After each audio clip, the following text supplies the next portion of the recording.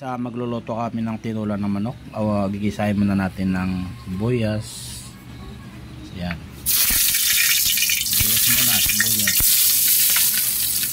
Lamay mo na ba? Hindi. Kasama pala yung sibuyas bawang. So haluin muna natin guys para bumango, ano. Ayan. Para manunot yung sarap.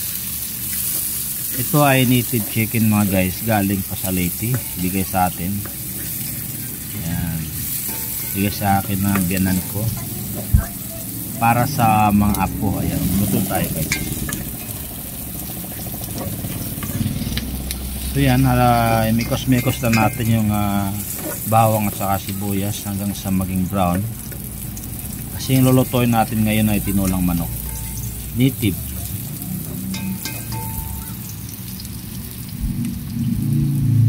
Ayan guys, ilagay na natin yung native na manok. Ayan, native na manok from Leyte, Carigara, Leyte. Shout out sa nagpadala nito. Ayan.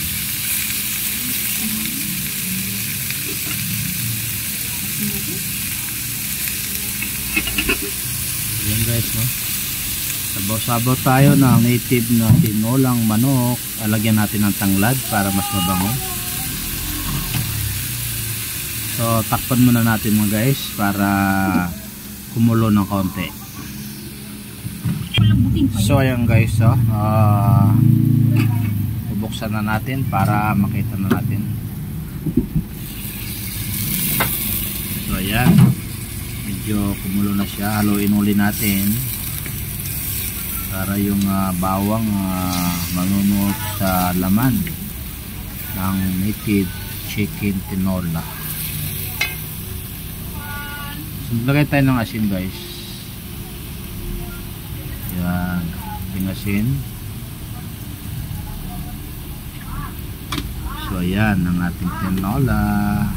So haluin ulit natin guys. So ayan guys, lagyan na natin ng tubig para magkasabaw na yung tinola natin. Damihan natin guys, lagyan natin na siyang pitsil. Yan. Kasi nga bulito guys, sabaw. Sabaw, nasaan ang sabaw? So yan sabaw-sabaw. So yan guys, takpan muna natin para kumulo, no? Yan.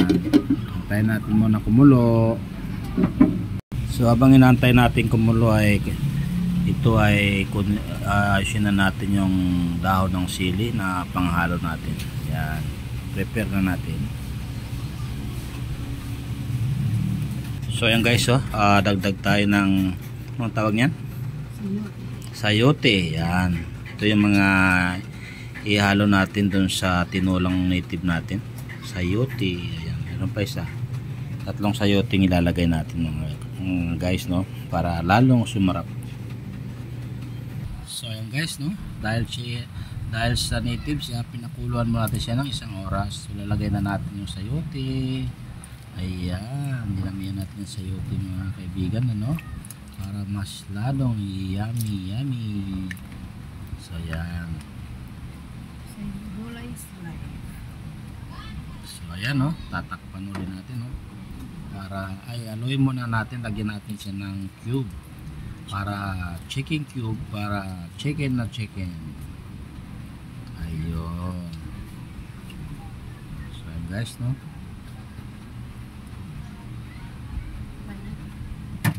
so takpan na natin para kumulo siya. So ayan mga guys, no, buksan na natin yung pinakulo natin tinolang native na chicken. Ayan, kulong-kulo na, no. Ayan, lagay na natin yung dahon ng sili at saka sili green na isa. Ayan. Ayan. Perfect match mga kaibigan, ano? Tinola na talaga. So ayan, halu-haluin muna natin habang pinapalambot pa yung gulay. Ayan. So ayan na. Tinola na mga kaibigan. Thanks for watching.